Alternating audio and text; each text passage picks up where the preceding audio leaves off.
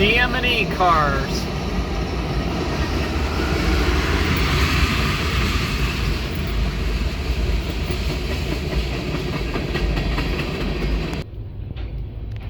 Some NS cars, some CSX cars, graffiti, How Tomorrow Moves, and here's some gondolas to complete the set. And like one of my friends said, here's the bottom of the train, no caboose except for a flashing red end of train device, and these crossings should deactivate soon. And there goes the rest of the train, eastbound through Fairfield, Ohio.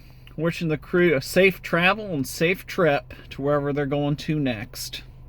Over this Norfolk Southern right-of-way, reporting live from Fairfield, this is NS Steampunk, signing out. Stay tuned for more footage, as always.